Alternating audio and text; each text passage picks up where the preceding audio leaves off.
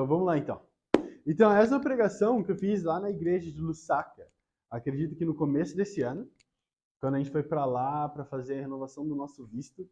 E foi incrível. Eu lembro que na época o Tebo ainda estava liderando a igreja lá.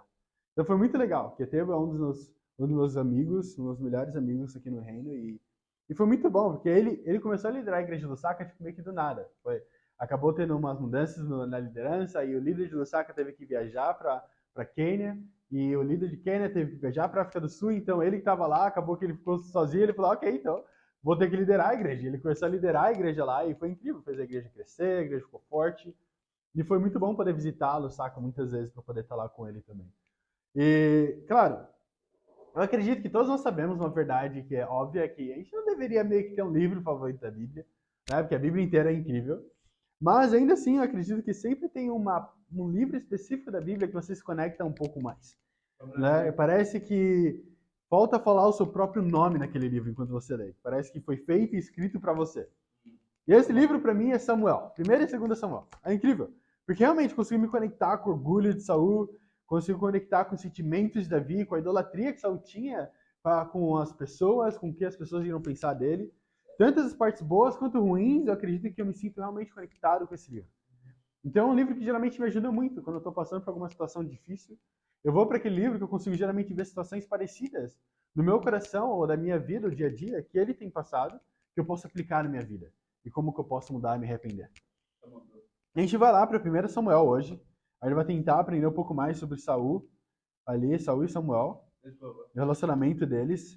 E aqui em 1 Samuel a gente vai ler o capítulo 11. Amém? Então, nós sabemos que Saul era um homem com muitas qualidades. Muitas promessas foram feitas sobre ele. Muitas pessoas, na verdade, sabiam muito sobre ele. Que era Saul, era o grande Saul, né? Então, basicamente, a Bíblia fala que Saul como se fosse um príncipe encantado. Não tinha nenhum defeito, fala que ele era o mais alto dos homens, fala que ele era muito belo aos olhos. E muitos historiadores acreditam que ele era provavelmente muito parecido com Daniel. Sim, é um cara muito fortão, grande. Então é incrível. Saul era um homem incrível, muito talentoso, mas eu acredito que nosso irmão é muito mais espiritual que ele. Amém? Mas ainda assim, com todas as promessas, as pessoas ainda assim olhavam para ele e duvidavam dele. Duvidavam da liderança dele, duvidavam do poder dele, duvidavam dos talentos dele, duvidavam se esse era realmente o cara que ia nos realmente levar Israel ao pico que poderia atingir. Né? E eu acredito que uma das pessoas mais talentosas você iria achar no Antigo Testamento era Saul. E ainda assim olhavam para ele e duvidaram. Sabe, esses anos no reino tem sido incrível. Ainda mais aqui enquanto eu tenho estado na África, porque obviamente tenho ouvido mais sobre isso. E apenas ano passado a gente plantou mais de 5 igrejas aqui no continente africano. Plantamos igreja na Gana, em Lusaka, em Quênia, em muitos outros lugares. Mas ainda assim, nós seríamos tolos de não acreditar que Satanás está do lado de fora dessas paredes, olhando e falando para as pessoas duvidarem da gente. Seria ainda mais tolo se a gente duvidasse, Satanás poderia tentar entrar na igreja, fazer com que nós mesmos duvidássemos de um dos outros. Será que a gente pode realmente fazer acontecer? Será que esse é realmente o grupo para isso? Será que eu sou realmente a pessoa escolhida para fazer a diferença nesse mundo? Será que eu realmente sou a pessoa que vai mudar o destino da minha família espiritualmente? Será que eu sou realmente a pessoa escolhida para tudo isso? Será que eu sou o rei de Israel? O Saul? E realmente, infelizmente, por conta das nossas seguranças, mais tarde nesse livro a gente vê que Saul, por conta das seguranças dele, ele foi de confirmado para condenado. Ele foi de confirmado para ser o rei de Israel, para condenado a ser rejeitado como rei de Israel. Ele tinha tudo para dar certo. Tinha um talento, tinha altura, tinha aparência, tinha o coração, fala que era até mesmo cheio do Espírito Santo, mas ainda assim, por conta das inseguranças dele, ele foi rejeitado e condenado a não ser mais o rei de Israel. Fala que o trono de Israel foi tirado dele. Aqui em 1 Samuel capítulo 11, nós vamos ler juntos, versículo 1 ao versículo 3, amém? 1 Samuel capítulo 11, versículo 1 ao 3. Olha o que a Bíblia fala.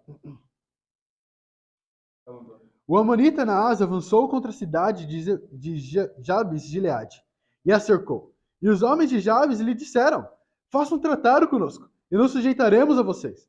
Contudo, Naás, o amonita, respondeu: só farei um tratado com vocês sobre a condição de que eu arranque o olho direito de cada um de vocês, E assim o mire todo o céu. As autoridades de Jabes lhe disseram: dê-nos 7 dias para pensar, enviar mensageiros a todo Israel. Se ninguém vier nos socorrer, nós nos renderemos. Olha isso. Então a Bíblia fala que os amonitas ofereceram a eles um tratado. Mas por que esse tratado era tão ruim? Porque realmente era uma má ideia aceitar esse tratado. A Bíblia fala que o tratado seria que os amonitas iriam arrancar o olho direito de cada um deles. Agora, pensa nisso. Em inglês fala gouge out, que é realmente como se fosse uma scoop, um negócio de tirar o olho direito de cada um deles. Agora, eu imagino que isso por si só já não é um bom tratado, certo? Porque até mesmo naquela época, não é como se tivesse uma cirurgia, a sala de cirurgia, onde tem um doutor, deitaria você lá, colocaria anestesia, faria toda a operação cirúrgica. Não. Seria provavelmente mais um cara lá, o marceeiro da cidade, chegaria com uma colherzinha, iria um de cada vez, próximo, e tiraria cada um. Mas se isso não fosse suficiente. Agora imagina isso numa cidade onde os guerreiros são, majoritariamente, como no mundo inteiro, a gente conhece que são destros. Se eu tiro o olho direito de um guerreiro que é destro, ele não vai conseguir batalhar. É isso que acontece. Ele não tem mais o poder, ele vai ter um ponto cego muito grande. A parte de até mesmo equilíbrio vai ficar difícil, porque a questão de depth, como é que fala? De profundidade também é afligida também. Então aquele cara fica realmente lesado, ele não consegue mais ir para a batalha. Então, basicamente, o tratado era: olha, céu, nós vamos fazer um tratado com vocês, mas nenhum de vocês vai conseguir lutar. Nunca mais nessa vida. Agora, o que seria isso? Seria uma nação sem guerreiros. Uma nação sem guerreiros, uma nação sem proteção nenhuma. Sem força. Eu acredito que isso mostra onde eles estavam espiritualmente. E onde eu e você podemos estar hoje. Eles estavam tão assustados com a ideia de morrer que preferiam abrir a mão da necessidade, da capacidade de lutar. E há tantas pessoas que preferem perder a capacidade de lutar do que encontrar a morte. Olha isso, eles falaram: olha, eu não quero morrer, então é melhor ficar sem lutar pelo resto da minha vida. Então, muitas vezes pode acontecer com a gente de forma espiritual. E a gente precisa entender qual que é o grande chamado aqui. Qual é o grande chamado como discípulo? Somos chamados a morrer para nós diariamente. Certo? Não é isso que a Bíblia fala? Negue-se a si mesmo, carregue a sua cruz diariamente. Então, o nosso chamado é o mesmo: morrer. Em cada aspecto da nossa vida. A gente já deveria estar de luto pela nossa própria vida. Quando nos batizamos, o que acontece? Fala que a gente morre para a nossa natureza pecaminosa e ressuscitamos para uma nova vida em Cristo. Então, literalmente, já não vivo mais eu, mas Cristo vive em mim. Certo? E agora você deveria se perguntar: por que você tem tanto medo de morrer? Medo de perder os ídolos. Que talvez, se você morrer pelo ídolo da família, pode ser que você perca esse incrível relacionamento com seus pais. Tem medo que se você morrer por ídolo do dinheiro, não consiga um emprego, já que os empregos estão exigindo que você trabalhe no domingo. Então você tem que perguntar: por que eu tenho tanto medo de morrer por meus próprios ídolos? O morrer seria literalmente abrir mão dos pecados. Negar a si mesmo. Empurrar as coisas, se arrepender. Então qual que é o grande medo? Qual que é o grande medo de realmente entrar de cabeça? De abrir mão de tudo? Eu sei que para mim era porque eu não confiava em Deus o suficiente. Simplesmente é que eu não acredito em Deus o suficiente, não acredito que Deus é poderoso o suficiente para fazer isso acontecer. Deus não é poderoso o suficiente para me dar um trabalho, Deus não é poderoso o suficiente para poder me ajudar no relacionamento com a minha família. Então eu não acreditava no poder suficiente de Deus. Eu não acreditava, não queria acreditar. Eu acreditava mais na habilidade do meu chefe no trabalho, de pagar meu salário todos os meses, do que Deus prover para mim todos os dias. Eu acreditava mais na habilidade dos meus pais para estarem lá comigo, para não me fazer sentir sozinho, do que a habilidade de Deus para estar sempre do meu lado, com amor leal. E esse era o meu medo. Meu medo era que se eu abrisse mão dos meus relacionamentos, seja namoro, seja meus pais, seja amizades, meu medo era que, será que Deus vai realmente me ajudar a chegar até o final? Será que Deus vai prover realmente um trabalho ainda melhor, que não vou precisar trabalhar nos domingos? Esse era meu medo. Eu tinha medo de morrer. Então eu preferia perder a habilidade de lutar pela minha vida espiritual do que morrer para minha própria vida. Eu preferia realmente cair em pecado. Seria arrancar meu olho direito. Eu não tenho mais habilidade nenhuma de lutar contra o pecado da impureza, contra a idolatria, contra o cigarro, contra as amizades impuras, contra as conversas impuras, seja lá o que for. Eu preferia morrer dessa forma, ter meu olho direito tirado, não lutar mais contra o meu pecado que morrer para mim mesmo. Eu acredito que muitas vezes nós vivemos em um sonho, onde eu tenho poder. Eu sei o que é melhor para mim, mais do que a Bíblia sabe. Eu acredito que essa pregação vai nos ajudar a acordar esse sonho. Por isso o título da pregação de hoje é bem simples. Está na hora de acordar. Está na hora de acordar. Eu lembro que quando eu tinha meus... Eu sempre estudei, na verdade. Acho que minha vida inteira. Eu estudei no período da manhã. E eu odiava. Nossa, era terrível. Para acordar de manhã para ir para a escola e chegar lá, cantar o hino nacional. Eu cantava... Eu nem cantava, na verdade. Falava qualquer palavra. Depois tinha que ir para o café da manhã. Depois tinha que ir para a sala. Aí depois da sala parava, tinha pausa, a gente lia livro. Depois ia para o almoço. Depois voltava para a sala para ler e estudar mais. Depois chegava em casa e tinha bem 10 ou dormir. Aí era uma escolha muito difícil para mim. Eu estava muito cansado. E a realidade é que eu nunca gostei de acordar cedo. Sempre acordar cedo, acordar era sempre terrível. Eu não gostava disso. E acredito que espiritualmente pode ser o mesmo. Talvez o acordar pode ser muito doloroso para nós. Porque o acordar significa que você vai ter que enfrentar a realidade. A realidade dos seus pecados, a realidade de quão terrível está realmente. De quão profundo no pecado você está. De quão não boa pessoa você é. Certo? Até mesmo como discípulo. A gente fala, não, mas eu sou um discípulo agora. Confesso meus pecados, sempre discipulado, eu peço conselho, eu faço isso, aquilo, outro. Então, certamente sou uma pessoa boa. Não, errado.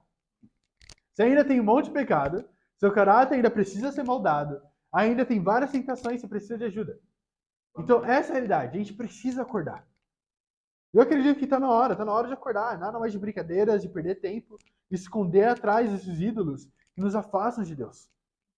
E a verdade é que eu e você vem com... Ou você vai vir com a gente fazer acontecer, ou vai ficar lá de fora vendo acontecendo. Porque a realidade, quem é que faz acontecer é Deus, não é eu, não é você. Não é os seus talentos, não é os meus talentos. A realidade é que ele não precisa do Yuri para fazer isso acontecer. Deus vai realizar a obra dele com ou sem você. Ele quer te usar. Ele quer tanto que você faça parte dessa grande missão que enviou o seu filho para morrer por você. E esse é o tamanho do amor do nosso Pai. E o primeiro ponto de hoje é que quando a gente acorda, a gente tem que fazer o quê? A gente está de volta da realidade. Então o primeiro ponto é estar na hora de voltar para a realidade. Está na hora de voltar para a realidade. Eu acredito que alguns de nós ainda estamos sonhando acordados, certo? Vocês já ouviram essa expressão, sonhar acordado? Or daydreaming, né? Acho que fica mais legal em inglês. Muitas frases, na verdade, ficam mais legais em inglês. Quando você traduz, fica meio estranho, assim. Mas a gente está sonhando acordado. Talvez porque a realidade seja difícil demais para enfrentar. Pelo menos era assim para mim. Assim como os israelitas, eles viviam no sonho de que o Messias seria o rei, que viria, tiraria a dor deste mundo, traria paz para o povo de Israel, conquistaria muitas cidades, faria um reino gigantesco, onde eles nunca mais seriam escravos. Esse era o sonho e a visão deles. E aí vem Jesus montado numa jumentinha, sem nenhum esplendor ou glória, vindo de Nazaré, nascido numa manjedoura. Então realmente estava muito distante do sonho que eles estavam. E aí estava na hora de enfrentar a realidade que, amém, ainda vão continuar escravos, os romanos ainda vão continuar liderando a gente vai continuar sendo perseguido, sendo cristão, não sendo cristão. A gente ainda vai ser usado como lanterna nas ruas de Roma. Eles tinham que enfrentar essa realidade. Então o que eles tiveram que fazer? Acordar para a realidade. Cada um dos discípulos, que eram judeus no começo, todos 120 deles, eles tiveram que enfrentar a realidade que o Messias não era aquele rei prometido. Não era aquele rei que os pais deles pensaram que seria. Da mesma forma, vida como discípulo. Não é exatamente aquilo que eu sonhava, na verdade. Eu pensei que minha vida como discípulo seria perfeita, seria tudo certo. Eu estaria lá como discípulo vendo qualquer pecado, só jogaria pro lado, impureza, pensamentos impuros, mentira, orgulho. Ah, esquece tudo isso aí, eu vou ser perfeito agora, porque eu sou batizado, tenho um discipulador incrível. E eu vou continuar trabalhando, fazendo muito dinheiro, vou viver meu sonho, vou trabalhar como modelo, vou mudar para a Europa, vou fazer meu nome e vou pagar várias pessoas para trabalhar para o ministério. Esse era o sonho do Yuri. Mas o Yuri, infelizmente, teve que acordar para a realidade. Não era exatamente assim, não era o que o Yuri pensava. E realmente, eu acredito, né, que Ele diz que você precisa morrer para ele. A Bíblia fala, Jesus fala que a gente precisa morrer para nós mesmos, para que ele viva. Mas a verdade é que você não pode morrer por algo que você não acredita. Você não vai morrer por algo que você não acredita, não faz sentido. Certo? Eu nunca, em sã consciência, colocaria minha vida em risco por alguma coisa que eu não tenho fé. Por uma causa que eu não tenho convicção sobre. Eu só colocaria minha vida em risco por algo que eu tenho uma fé tão grande que se tornou um fato para mim. Realmente, só morrerá quando entender a necessidade de honrar a morte de Jesus Cristo na cruz. Se você não acredita mesmo na morte de Jesus Cristo na cruz, você não vai viver uma vida com Cristo. Vai acabar vivendo uma vida medíocre. Eu sei que foi assim comigo. Até que minha fé crescesse, eu vivia uma vida medíocre. No mínimo. Para dar um exemplo para vocês. Para falar um pouco dos apóstolos e dos discípulos do primeiro século. Então, como eles morreram? Pedro e Paulo morreram em 66 depois de Cristo em Roma. André foi crucificado na Grécia. Tomé foi morto à lança na Índia. Filipe foi torturado até a morte na Ásia Menor. Mateus foi esfaqueado até a morte na Etiópia. Bartolomeu foi esfolado vivo e depois crucificado. Tadeu foi crucificado na atual Turquia. Simão Zelote foi torturado e morto porque se recusou a idolatrar o Deus Sol. João foi o único que sobreviveu, mas foi fervido vivo em óleo e não morreu. E por causa disso, ele foi enviado para a ilha de Patmos, onde ele escreveu o seu último livro, na Bíblia, que é Apocalipse. João foi fervido vivo e não parou de pregar a palavra de Deus. Ele não começou a reclamar das lutas da sua vida. E agora, o que eu acredito é que eles não morreram por um sonho. Não morreram por um disse que me disse. Não morreram porque, não, meu avô falou para mim que Deus existe. Eles não morreram por conta disso. Não morreram por uma promessa de que seriam muito dinheiro, ou então receberiam muitas coisas. Não, não, não. Eles morreram por um fato. E é isso que a gente deve esperar como guerreiros no reino de Deus. Precisamos esperar a morte. E sempre será assim. Ou você morre e sobrevive eternamente, ou sobrevive durante esse tempo e morre eternamente. Se a sua vida está muito tranquila e fácil, você ainda não despertou. Se você deseja paz, sem luta, sem sacrifício, sem sofrimento, sem morte, então você ainda não está pronto para honrar a morte de Jesus Cristo na cruz. Você ainda está sonhando acordado. Você é mais um dos daydreamers. Ser um discípulo significa que você foi literalmente chamado a morrer no momento em que você se batizou. Foi chamado para uma guerra. E não tem pão e chá durante a guerra. Precisamos aceitar o fato que dois seres não podem viver ao mesmo tempo num corpo. É um corpo e um espírito, como a Bíblia fala. Não é um corpo e dois espíritos. Sabe, muitos filósofos acreditam que o espírito basicamente dita as suas vontades. Certo? Então, o que eu quero fazer. Agora, se o Espírito de Deus é o que vive em mim, o que eu quero fazer? A vontade do Espírito. Agora, quando eu batalho entre o Espírito Santo e o meu espírito do Yuri para tentar viver dentro de mim, eu quero fazer as minhas vontades, a vontade de Deus, o que vai acontecer? Elas vão se colidir. São raras as vezes que elas estão realmente alinhadas. E realmente, eu acredito que a gente precisa acreditar nisso. Como se o Espírito de Jesus trabalhasse, acontece muitas vezes que o Espírito de Jesus é como se ele trabalhasse em turnos na nossa vida, certo? Então, ele trabalha de domingo, mas de segunda a sexta é eu que trabalho. Ou então ele trabalha nem domingo inteiro, que é muito para ele. Então, apenas das 10 às 12, que é o horário do culto. E aí o resto da semana eu que estou trabalhando, fazendo minhas vontades, respondendo do jeito que eu quero, sem compaixão, sem piedade, sem humildade, sem paciência. Nenhum dos frutos espíritos podem ser achados. Na verdade, a realidade é que numa guerra, é que durante a guerra, tudo tem um gosto ruim. Certo? Não sei se você assistiu um filme de guerra.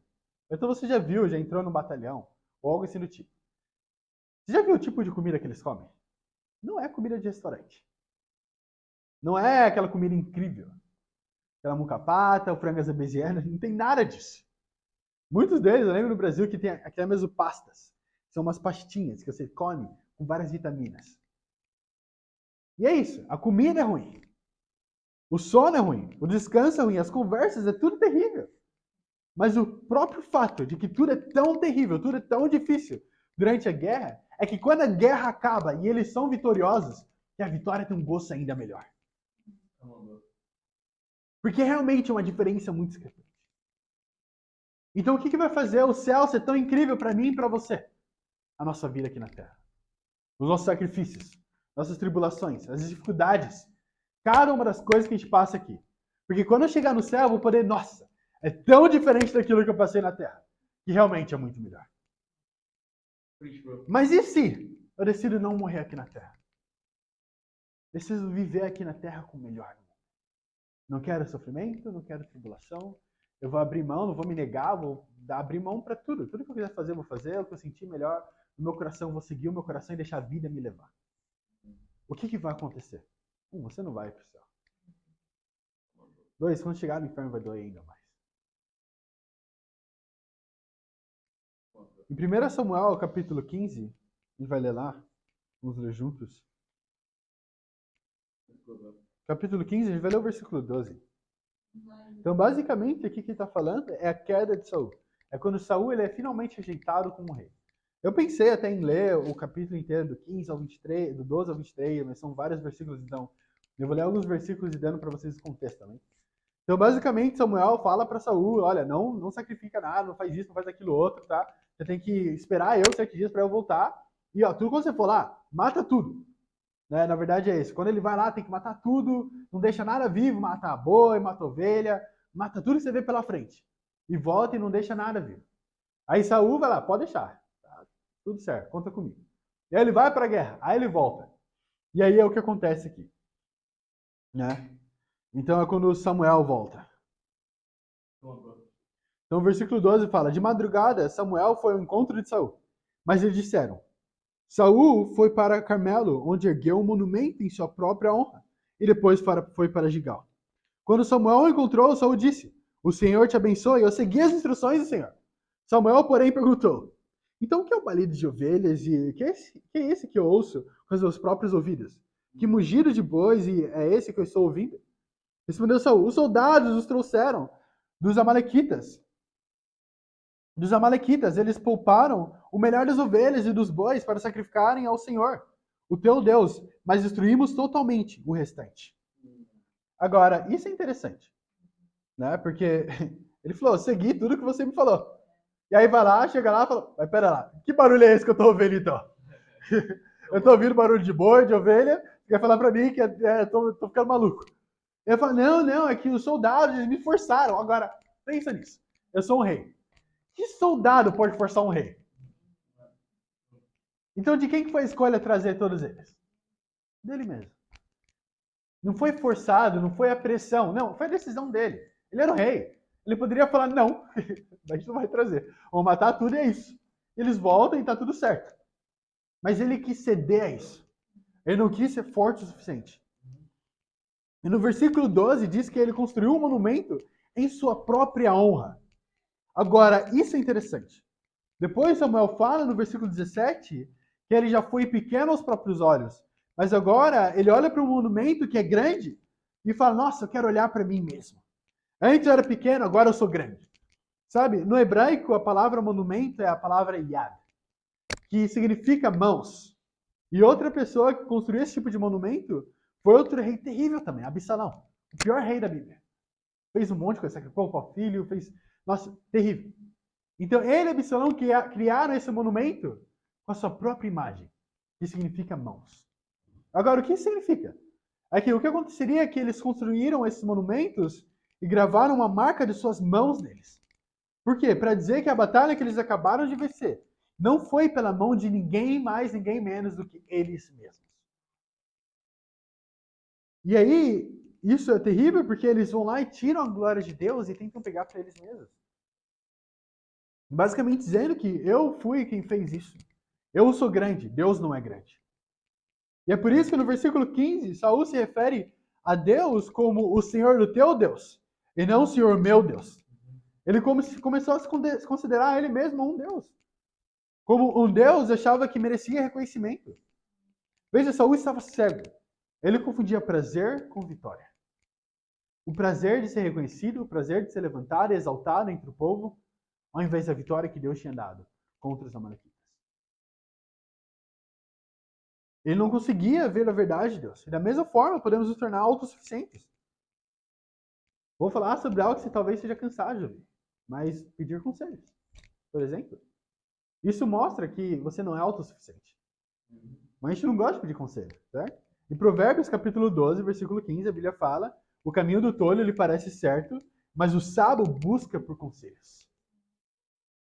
Então o que acontece? É que eu, como tolo, posso estar fazendo muitas coisas e pensar: nossa, mas parece estar certo. Eu não preciso de ajuda. Eu já fiz isso tantas vezes. Eu já tenho essa idade, eu fiz isso, aquilo, outro, já conquistei tantas coisas. Então não preciso pedir conselho para o meu discipulador. Não preciso pedir conselho para meus amigos. Não preciso pedir conselho para meus pais, para ninguém. Porque eu consigo fazer isso sozinho. E aí vai lá, o que acontece? Você vai lá e quebra a cara. É sempre assim, né? Mas o que é isso? É o nosso olhando para o nosso próprio caminho e pensando: eu sou autossuficiente, não preciso de ajuda. Da mesma forma, Saul. Ele olhou para a vitória e pensou: essa vitória foi por conta de mim. Por conta do meu poder. Por conta de quão bom eu sou, quão talentoso eu sou. Ele foi lá e engravou a mão dele, Yad, para poder dizer: foi feito pelas minhas próprias mãos. E aí quando Samuel vem para discipular ele, para realmente mostrar para ele o quão terrível ele estava sendo, o que acontece é que ele fala: olha, vem comigo, porque eu fiz tudo que o Senhor, seu Deus, pediu para fazer. Ele nem considera Deus, mas o Deus dele. Ele tenta realmente tirar qualquer relação entre ele e Deus. E o que eu acredito é que seu caminho pode parecer certo para você, mas isso não significa que você está certo. Com que frequência você busca conselhos? O quão disposto você está a segui-los? Você sabe por que as pessoas como Saul não buscaram por conselhos? Porque elas querem toda a glória. Elas queriam poder dizer no final, e eu mesmo, como discípulo, queria poder dizer no final: eu fiz com minhas próprias mãos. E é entendimento. Quando você pede conselho, está admitindo quão fraco e necessitado você é. Não de homens, mas de Deus. Isso mostra quando você confia em Deus e nos homens e mulheres que Deus colocou na sua vida. Isso me leva ao nosso último ponto, que é: está na hora de voltar para o básico.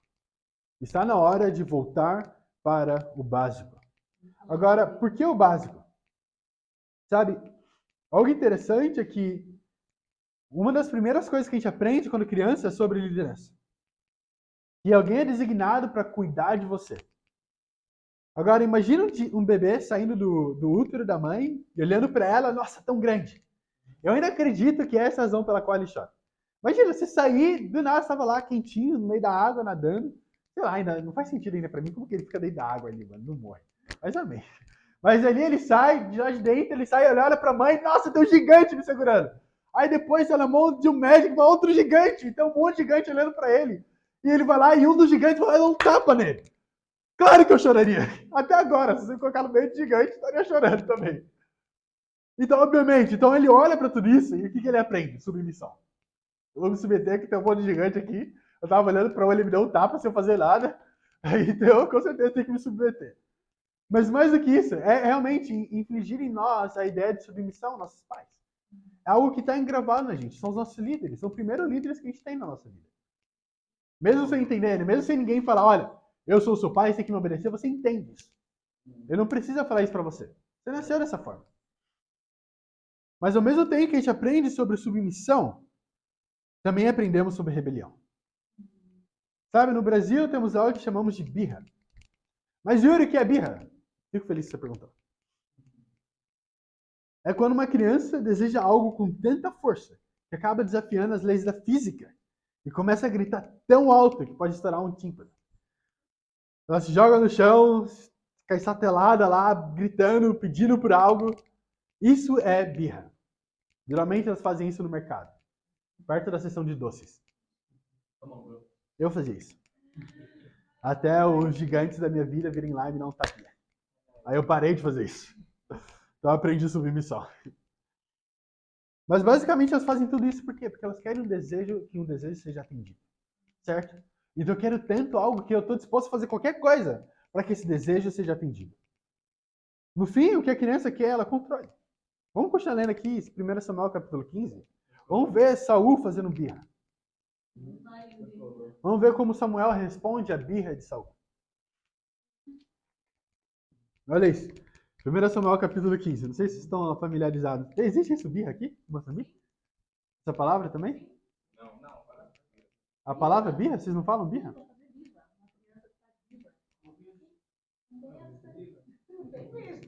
Talvez você não fez tanta birra. Eu não precisava usar com você. Eu fiz muita birra, então eu lembro muito bem. Ok, então. Mas vamos ver aqui, Samuel, discipulando o Saul birrento.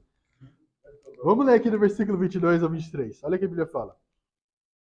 Samuel, porém, respondeu: Acaso tem o Senhor tanto prazer em holocaustos e em sacrifícios quanto a quem se obedeça a sua palavra? A obediência é melhor do que o sacrifício, e a submissão é melhor do que a gordura de carneiros. Pois a rebeldia é como o pecado da feitiçaria, e a arrogância é como o mal da idolatria. Assim como você rejeitou a palavra do Senhor, ele o rejeitou como rei. Uau. Curiosamente, a rebelião é o único pecado registrado na Bíblia que levou alguém do céu para o inferno, que foi Satanás. A rebelião que Satanás teve no céu levou ele para o inferno, e esse é o único pecado registrado na Bíblia que fez tal coisa. Todos os outros pecados falam que nos leva da terra para o inferno. Mas infelizmente, Satanás foi rebelde contra Deus e foi levado do céu ao inferno. Pode ver com Adão e Eva. Também foram rebeldes contra a autoridade de Deus. E o que foi que aconteceu com eles? Foram tirados do jardim do Éden. Então, esse é um grande problema da rebelião. Todos os outros pecados têm uma consequência diferente. E isso mostra quão sério é esse pecado e como ele deve ser tratado com seriedade. Eu cheguei à conclusão de que o pecado de rebelião é o pecado de uma criança. Alguém que não é maduro o suficiente para se submeter. Agora, você pode pensar que, não, você está falando isso de pessoas com 12 anos, 8, 7 anos. Não. Eu, com os meus 19 anos como discípulo, estava muito bem nadando nesse pecado. Eu lembro dos primeiros discipuladores, Lucas Tria. E hoje em dia é um dos melhores amigos, mas naquela época eu odiava ele tanto. Eu tinha que lidar com o meu coração toda hora. Lembro de chegar no tempo discipulado, confessar meus pecados para ele, e ele olhou para mim e falou: Nossa, filho, você é muito orgulhoso. Naquela hora, eu falei: Pera, como assim? Você falou que quem é orgulhoso? E aí, naquela hora, meu coração já fechou. E tudo que ele falava, eu fazia exatamente o contrário. Só por birra mesmo. Ao mostrar para ele que não, eu não vou seguir essa liderança. Não vou me submeter ao que quer que você fale, não importa o quão justo seja. Por que eu estava sendo rebelde, imaturo? Ele falou algo que era verdade no meu coração, e por conta da minha imaturidade, eu não conseguia aprender, e realmente fui rebelde contra isso. E eu lembro de muitas outras situações com ele. Mas depois de um tempo, claro, graças a Deus, Deus me humilhou bastante. Amém? E eu pude me arrepender, e agora ele é um dos meus melhores amigos. Naquela época, não, mas agora sim, definitivamente. Então, pude trabalhar no meu coração, pedir perdão a ele. E agora a gente é muito próximo do outro, mas o que precisou? Eu amadurecer. Não era culpa dele. Infelizmente, eu era imaduro. E amém, acontece. Mas a realidade é que isso pode acontecer com cada um de nós. Em diferentes áreas do nosso coração. Não querer admitir que precisa de ajuda? Maturidade. Eu lembro quando eu me queimei, foi porque eu não pedi ajuda. Tinha um óleo em cima da geladeira. Eu acreditei que com meus 6 anos de idade conseguiria alcançar aquilo. Obviamente sem ajuda. E fui lá, não pedi ajuda de ninguém. O que aconteceu? O óleo caiu todo assim no meu corpo. E eu tava lá, minha pele saindo na mão da minha irmã mais velha.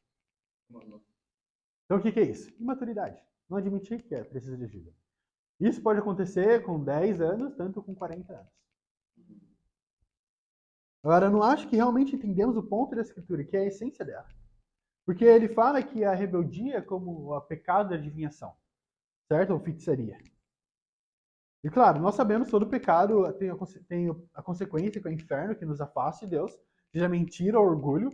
Ambos, se não nos arrependemos, levarão ao inferno. Agora, ele faz uma comparação entre rebeldia e adivinhação. O que elas têm em comum? O ponto central do pecado da adivinhação é que você é usado para adivinhar o futuro. E assim buscar ter controle sobre ele.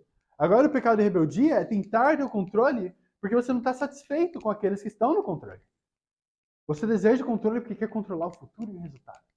Então, da mesma forma, no final, o que você quer? O controle. Seja através de feitiçaria ou com rebeldia. Então, quando Samuel olhou para Saul, falou: Você está na mesma coisa. Tanto o feiticeiro que você matou tantos deles, contra você mesmo agora rebelde, vocês são iguais. E por isso Deus te rejeitou como rei. Então Samuel foi falar com Saul, rejeitou a palavra de Deus. O interessante é que Saul não rejeitou a Bíblia em si, mas a direção de Samuel, seu líder espiritual, lhe deu. E isso foi interpretado como rejeição das próprias palavras de Deus. Porque, claro, Samuel está falando da palavra de Deus. Obviamente, a diferença é eu falar para você, vai lá pegar água, fala, não quero pegar água, fala, tá rejeitando a palavra de Deus. Não.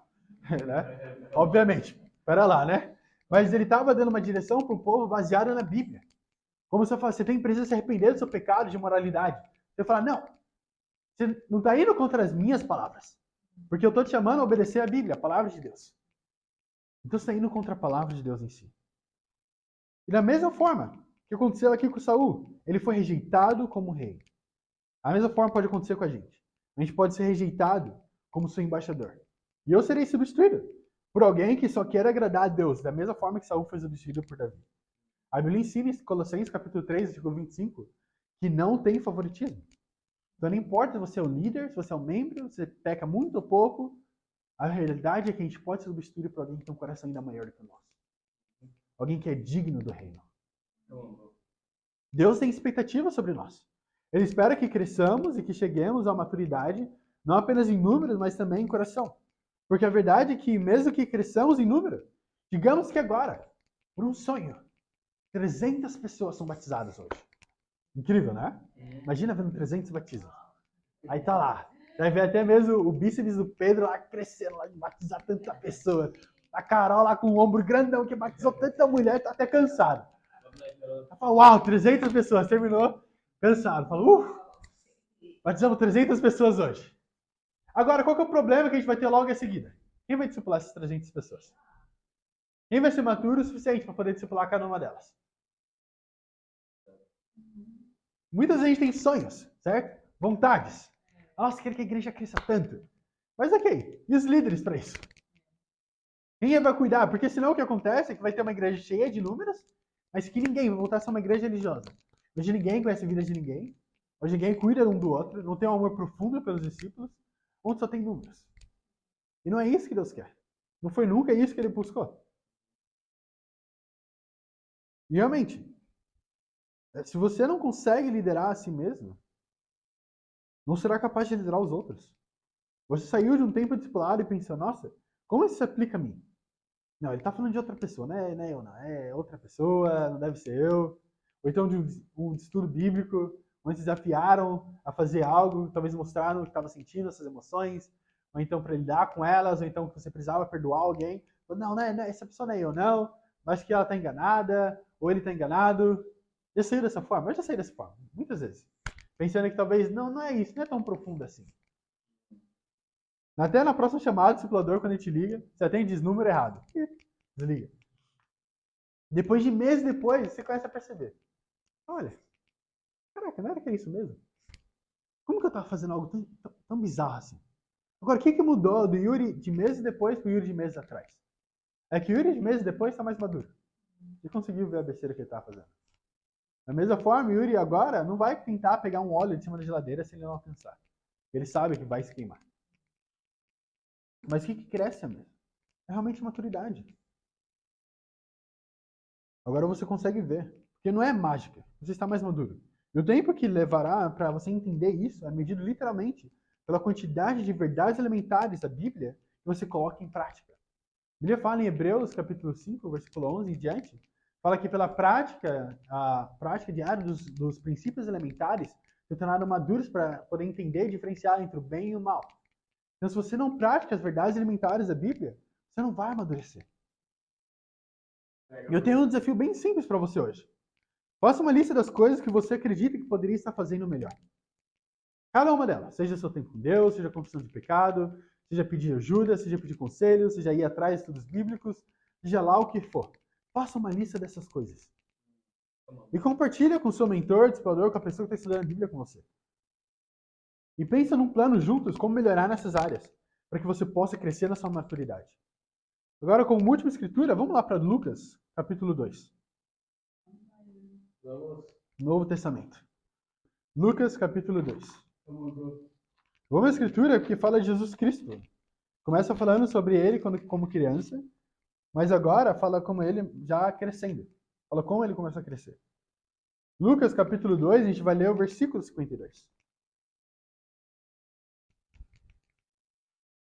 Lucas capítulo 2, versículo 52. Olha o que a Bíblia fala. 52, capítulo 2, versículo 52. A Bíblia fala assim: Jesus ia crescendo em sabedoria, estatura e graça diante de Deus e dos homens. Agora, um versículo bem curto, não? Mas ele fala de 3 coisas que Jesus Cristo estava crescendo. A primeira, ele fala sabedoria, depois estatura, depois graça. Agora, o que essas 3 coisas mostram pra gente? Sabedoria, basicamente conhecimento de Deus. Estatura, basicamente simboliza o poder, que seria a fé. E graça, entender que nem tudo é sobre você. O poder de perdoar, basicamente humildade. Então, quando crescemos em nosso conhecimento de Deus, na nossa fé e na nossa humildade, nós podemos falar que a gente está amadurecendo. Jesus Cristo estava amadurecendo porque ele estava crescendo em cada uma dessas coisas. Eu realmente quero terminar com uma frase que eu li sobre maturidade que impactou muito.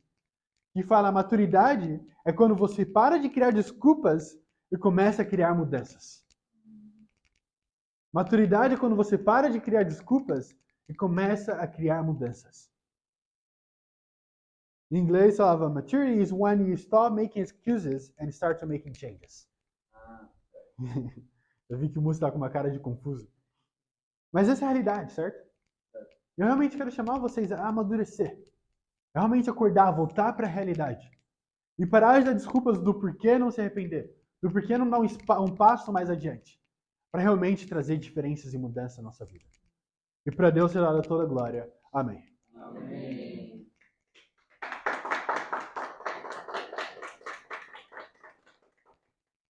Agora é o momento da Santa Ceia.